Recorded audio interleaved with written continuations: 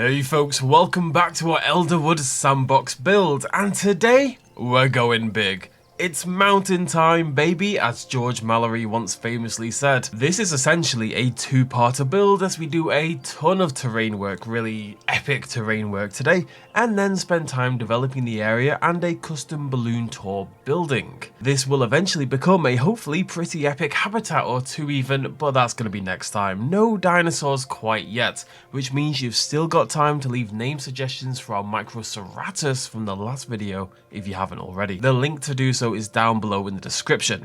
Now, I'm still pretty sick, so let's take a deep breath, try not to have a coughing fit, and let's check out today's build. So here we go.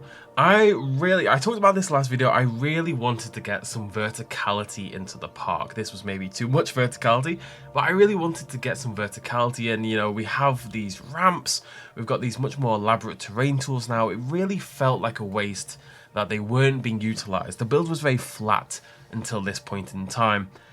And today we're going to change that in a big way. And this is very much, we're kind of prepping for the future here as well. You know, this mountain range is going to be useful for things. I've got a few different ideas. I did actually have an idea for this build last week, and it was going to be a Stegosaurus habitat based on a fairly typical rhino zoo habitat. We've gone in a slightly different direction, to say the least. This wasn't really what was originally intended, but I was searching up images of conifer forests online and just looking at waterfalls and mountains and stuff, and I kept finding these beautiful natural landscapes. And I liked the idea of being atop the mountain and looking down and seeing the exhibit and like having multiple views of the same exhibit and all this kind of jazz. So that's what we're doing, basically. Now, one of the big things I learned, Breathe, is that mountains, they're tricky. They're tricky. So the game auto-populates. If you paint the mountain, it'll auto-populate with the rocks. And it can look okay, but it can look a little bit unnatural when you got this big bouldery kind of things going on. So the trick to make good mountains... Oh, this is the path, by the way. Like, we're not doing this quite yet, but eventually you will be able to walk all the way up there. I'll put some alternative ways to get up there as well. And also, we just skipped a bunch of terrain stuff there. There wasn't really much to say about it, but I kept trying to do like a waterfall that went all the way down the mountain. But you know what? The waterfalls, the max height is actually quite small when you're dealing with this scope. So it took about 20 waterfalls to get from the top to the bottom. So I kind of just decided against it, really. I just kind of staggered them a little bit.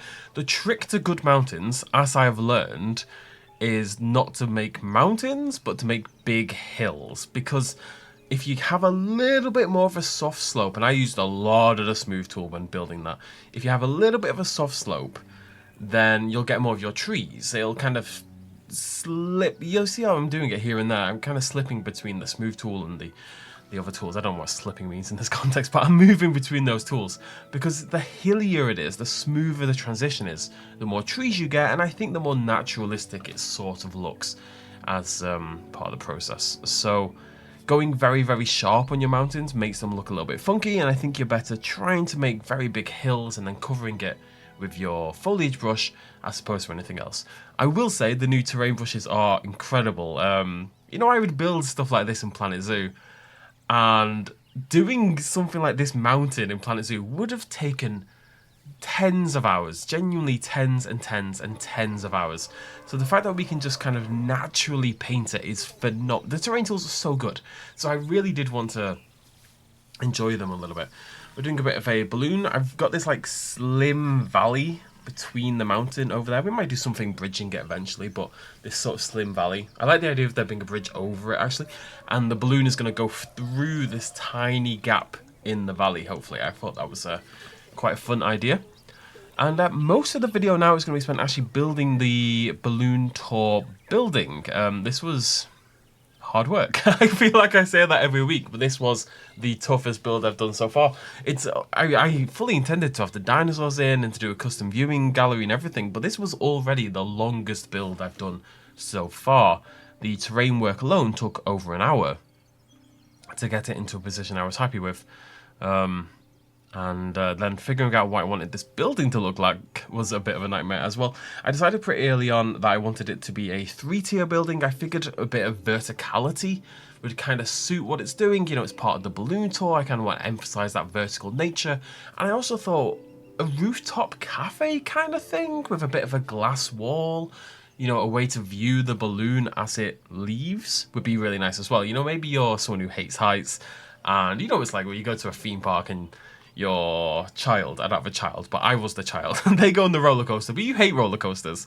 So you kind of sit at the side and watch them on the roller coaster, right? In your little seating area in a little cafe. That's basically the idea. You can, you know, watch your family go off. So I wanted a outdoor staircase as well that was kind of going to link the two, and rather than just that, because these look a bit unsafe, actually I thought I'm going to make it a staggered one, so it's going to be sort of a smaller staircase and then a little walking area, and then, you know, just a little bit of intrigue, a little bit of multi-layered kind of things going on here. It took about half an hour to find the right bloody square. Really took a long time to find the right square there. So a little platform, and then you carry on walking up the staircase. Like so. I know we skipped over a lot of the terrain stuff. You will see more of that next video, because we're going to actually populate the habitat. We're going to do the viewing gallery. We're going to put the dinosaurs in. It should be a pretty chill video next time, because I've done a lot of the prep work now. It wasn't just the balloon building. Of course, we've done a lot of stuff in the area. But I've got some plans. Got some plans. I've started looking into some stuff that I really want to do, like eco-brutalist architecture. Now, you know what brutalist architecture is, I'm sure. You know, the hard lines, the angular, the concrete, etc., etc. Eco-brutalist tends to combine that with, you know, foliage and nature and stuff like that. But what I want to do is have it eco-brutalist in that it's been abandoned. So I like the idea that you're walking through and you kind of walk off and maybe you find these abandoned... There's something about brutalist structures that have been taken over by nature that looks really cool, because they're such hard lines, they're so concrete, they're so unnatural in so many ways. To then have them overgrown looks really cool. So I'm going to integrate that into a build a little bit. I want to start, you know, we're getting further into the park now. We can start to push a little bit more into this kind of what was here before us kind of thing. Who else is in the area sort of thing. It's not going to be a big thing. I am trying to build a moderately realistic zoo. It's going to, I think, become less realistic in time, but it's definitely going to have things like that. It's definitely still going to do small things like a little aviary, etc. But I'd like to do little fun themed stuff as well, so that's definitely going to be part of it going forward. Throwing the roof on here, so you'll see theming wise this is not the same as like the last couple of buildings. This is more similar to the hatchery one we did. So it's got the black wood, it's got the copper roofing. So I think like my big official buildings are going to have this theme, and my more guest leaning amenity buildings are going to be more like the restroom is and like the aviary is. So I'm going to have like two styles that I kind of flip between. This one's a little bit more modern, a little bit more fancy, I would suggest, and the other one's a little bit more rustic. So depending on the vibe of the building, we can use two different styles, and that should hopefully keep things nicely mixed up. Now we're about to jump forward here. This roof took me, I don't know what it was today. It was something about today where you'll see it there already. It's not on the correct angle move kind of thing. It was, I think it's because I wasn't editing group. I think you have to go into edit group and grab the items. I figured this out far too late, and I kept running into this problem, and that roof took me about half an hour, and it isn't very complex. It's just copper and more copper. Although you will have seen I did replace some of the copper bits with the skylight bits, because I figured you want to be able to see the balloon, right? So yeah, you see it there at the top. The copper's been replaced with skylight instead. And then I just did a little bit of a fence around the outside. Nothing complex there. Chucking some windows on. Always wanted this middle bit in particular to be heavy on the windows. They look great, they shine. It doesn't really matter what you see inside them, because you're not really staring at that. You just see the effect. You know what I mean? More than anything else. You see this illusion of depth, and that's really what matters. I like having an illusion of depth. It's just like me in real life, you know. I can pretend to be a deepened... I can pretend to be a real boy, I'm sure. So going back and just grabbing some of the elements from the building we already used. I think it's usually good to build like a little kit, and it's what I might do in the future. Build like a little blueprint, which is just all the individual pieces, so the right colours, the right textures and stuff that I use for these buildings. And then you can kind of just pick and choose, and you kind of build like a little building kit that you can then pull from. But as long as you've got an existing building, it's... not too hard to do. But I wanted this triple tier building that was kind of staggered inwards, so the bottom floor is thick, as you can see. It's it's just a big block of stone, and then you come upstairs and there's a bit of a walkway around the outside. There's a bit of a balcony, but then you've got the black wood in the middle, and then the top floor is completely open. It's got a fence around the outside. We've got the glass roof, but it's open in terms of there's no building there essentially. So it's kind of a pyramid. It's one of those square pyramids as it moves upwards. I will say it took bloody ages. It was a nightmare, but I'm actually very happy with how it turned out, because I thought this was going to be one of the ones where it just didn't work. It was one of those where I always, I talk about this every single week, it feels, but I always think to some extent you have to stick with a build. Often they'll look terrible until they look right. But oh boy, this was one where I did not believe that for a very, very long time. Now, I don't think I've done it yet. You may notice this now and again. I'm going to have to... I'll do some shuffling, but I actually didn't account for the balloon itself in the design originally. So when I first built this, the roof was cutting into the balloon rather annoyingly, to say the least. But just building a bit of an entrance there. A balloon tour thing. And then we are going to work on the upstairs. So I wanted this to be a cafe. And... it's really annoying. I kept getting in the way of the roof. If you're editing a group, you can zoom past the roof. So you can see when I go to edit this group here, the roof doesn't kick me out. But as soon as you go off the group, the roof will then kick me out and stop me moving in there. So it's important if you're working underneath a building to have a group inside, because as long as you're editing that group, it'll let you pass the roof. But this is just going to be like a little coffee bar sort of area, basically. So using these wooden sort of plasticky looking trims that I've never used before, they look pretty suitable, and then just trying to find a suitable piece of wood for the bar itself, essentially. Not going to build a coffee machine or anything like that. There's some little details I would still like to do. Like I said, I'm kind of saying this is part 1 of 2. I am still sick. The build was already the longest build. If I tried to do absolutely everything for this video would not have been today. It probably wouldn't have even been tomorrow. And I figured, let's just... Didn't I look... Right, I'm just going to go back 1 sec. Because this was the perfect display of exactly what it is I was trying to achieve. Where is it? I saw it a second ago. Where's it gone? Yeah, there. You just see the balloon there in the top right-hand corner. So you can sit there, you get your coffee, and the balloon will sort of saunter by in the sky. That's very much the sort of vibe I was looking for. I will say the people sitting here will be cooking alive, but look at that, beautiful. But that's fine. Probably somehow. That's probably fine somehow. But yeah, the build was just not going to happen if I didn't upload as was, essentially. And it's so big, and it's kind of going to be multiple habitats in its own way. It's going to tie in with so many different things. I'm trying to get out of my fear that I have about uploading builds that don't contain new dinosaurs, because it's the building that's really the important bit. So this is kind of part of that for me. I do tend to want to have a new dinosaur, a new animal in every video, but it's not always going to be possible. I need to feel confident and sexy that we can do that. You know what I mean? Anyways, yeah, that's a little coffee bar kind of thing. Nothing. I don't know why there was a hole in the floor, by the way. Absolutely no idea. But yeah, a little coffee bar. I assume I've fixed the roof at this point in time. I like that these auto-populate. It's pretty sweet.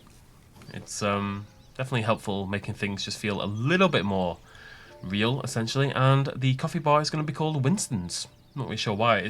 I saw the sign and I liked it, so I thought, yeah, sure. Will be called Winston's. It's like a franchise kind of thing. You go to Disneyland and maybe they've got a little Starbucks or something. Winston's is the Starbucks of this universe, essentially. Maybe Winston is a cult leader. Who knows? I still don't quite know. I'm going to sit down at some point this weekend and write a little bit of a story about the area and how I think it all ties together, and how I can maybe integrate that slowly into the park. Because right now I'm kind of making it all up. I always wanted it to be quite subtle. I'd like to do some slightly out there stuff, but I am conscious that I want this to feel like a real place and a real viable park and stuff like that. I know this build is a little wild in terms of the environment and stuff like that, but I think it's worked. I think it comes across quite naturally and quite realistic, honestly. So, but yeah, there's still some detailing I would like to do on this area. On the balloon tour, on the pathing, all that kind of jazz. But we'll get there next time. Now, something I really want, it's a really beautiful area. So what I really wanted to do was have a little seating area, but it's just like a little viewing area. Now, what I also wanted to do was keep the waterfall there. So this was a very, very tricky balance of trying to fit a ramp and a bench in a way that fits, essentially. Because basically every time I used a smooth tool, it killed something. And it was quite hard to get the bench to look like you wouldn't die if you went up there, you know? Like, yeah, you get to look at the pretty view, and you'll get to see the dinosaurs, of course, when they're in their next video. I don't know what they're going to be yet. We're probably going to go for maybe 2 or 3, probably 3 species. I'm thinking a sauropod, medium-sized herbivore, and like a smaller herbivore. And then we'll do a carnivore next time, because I know we've neglected them a little bit. I do like the idea of doing an aviary up on the cliff as well. Interesting. But you'll be able to see them all from the bench. Now, obviously, the bench doesn't actually give you view. Maybe it should. That'd be a nice little addition. But I really like the idea of having this sort of little nature trail kind of thing. You know, that's something I'm going to integrate into the build quite a lot, of these little nature trails. You'll have seen I did a little bit of a path off the main path up to the hill on the right, leading towards the balloon tour. That, again, is going to be more of a nature trail, a hiking trail kind of thing. There will always be alternate ways to get up to these places. I'm going to do a monorail, etc. I want you to be able to get around if you can't climb a massive hill. But for those who want to climb the massive hill, that is also an option. And, you know, you get to sort of enjoy it as a natural piece of environment and also as a park and also as a cool thing. So I'm kind of going for those 3 different angles is the goal here. And then it's time for my favourite bit, which is lights, baby, lights. So just lighting up all the different little areas here. All the little benches, all the little signposts. Need more sign variety, I think. There isn't a sign for the balloon tour. I mean, there's the text, but there isn't like a, you know, standing sign that points towards the balloon tour. We just wanted to light the building up. And this is, I think, the only part of the video I didn't really cut because it's the part that makes me the happiest, is lighting up the building. I don't know why I did so many fossils on the balloon tour. I guess because it's this big prominent, eventually it's this big prominent dinosaur showcasing sort of thing, I suppose. You know, you're going to go up there and see a ton of different dinosaurs. The balloon tour will eventually encompass most of the park. One thing I'm curious about with the balloon tour, I haven't checked. Now, if you do a truck tour, you can combine 2 different truck tours. You can use it like a bus, essentially, rather than a tour. You know, you get in at one station, you connect it to another station, you get out at the next station. I don't know if you can do that with the balloon. I've never tried. So that's going to be a consideration as well. Maybe it's a one-way trip. Not that you die, but yeah. Trying to find some suitable lights for Winston's here. Considered setting on fire very briefly. Do want to do some more foliage in here and probably more of these hanging lights, but just threw a few of these up for now. It's got that kind of, you know, bohemian, casual, but modern kind of vibe. And eventually got these little lanterns going, but these weren't the final choice. I mean, they're going to stay because they're kind of cute. But it just wasn't bright enough. Like, I quite like not super bright because then you get the really interesting shadows. But I also have to think, okay, but real humans are going to use this park, right? So I do actually at some point have to put some lights on. So I got these ceiling ones as well. They kind of just stick nicely onto the grass and they brighten it up. So it's dark enough to be moody and ambient, but bright enough that people wouldn't tumble off the edge and die. It's always the balance I'm trying to strike, basically. Just dark enough to be moody, just bright enough that nobody dies. That's really my sweet spot. And then the balloon tour itself. So I just wanted to... I was using this fence as part of the staircase. And I used it up so leading up to the balloon tour itself. Because at some point, if you have too much unfenced path, it feels unfinished. It does feel a little bit unfinished.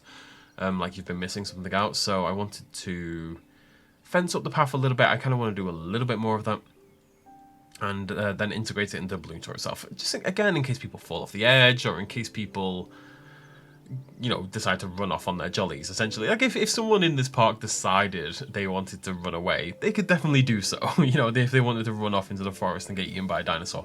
But I would like to at least softly suggest that you shouldn't do that. Put some lights in there. Specifically hid them behind the trees because I like the leaf shadows, which is a bit daft maybe, but it's true. The shadow and lights in this game are just so much better. In fact, one of the things I'm very excited to do down the line is, you may have seen my video on it on date. It was the first video I ever did publicly on Evolution 3 when the game came out.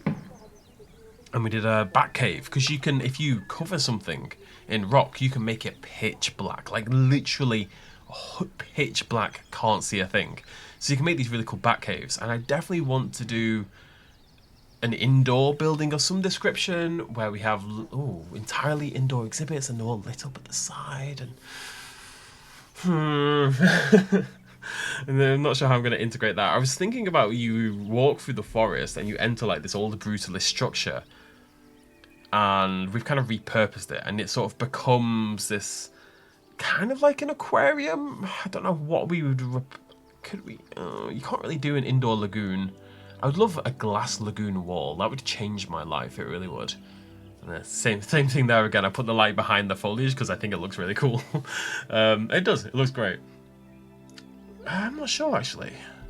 I guess you could do like a mini dinosaur exhibit. Would be like your smallest dinosaurs, like an indoor build. I'm thinking like a. But you go to the zoo, lizard house, you know, the equivalent of a lizard house, right? How would you do that in this game? Like, what dinosaurs would you include in that? You just do your tiny things, your compies, your Morris, Microceratops we've already done, obviously, but stuff like that, and then maybe one larger exhibit at the end, potentially. I'm not really sure, I'm going to think about that. But that's very much something I want to do, like a big walk-through dark building where all the dinosaurs are contained in these multicoloured lit exhibits that you walk past at the side, you know, like a reptile house, like an arachnid house and stuff like that in the zoo. Either way, thank you so much for joining me. I really hope you've enjoyed the video. Let me know what you think down below. On these videos in particular where there's no dinosaurs, some of you may be a little disappointed. Those of you who enjoy it, regardless, I would love to hear from you. I'd love for you to hit the like button and all that kind of YouTuber nonsense that I don't like to go in, but I do get a little bit apprehensive about the non-dinosaur episodes, so all your support at this point on this one specifically would be absolutely awesome. But regardless, I hope you've had fun. I'm very proud of myself for not going into a horrific coughing fit, and thank you very much for joining me. We should be back. My intention is to do 2 of these videos every week, but as I said, I've been very sick. Hopefully we'll get back to that next week. We should be back on Monday or something like that with the brand new dinosaurs. Lots of big new dinosaurs. Exciting times. Thanks for joining me. Cheers much love as always. Bye-bye.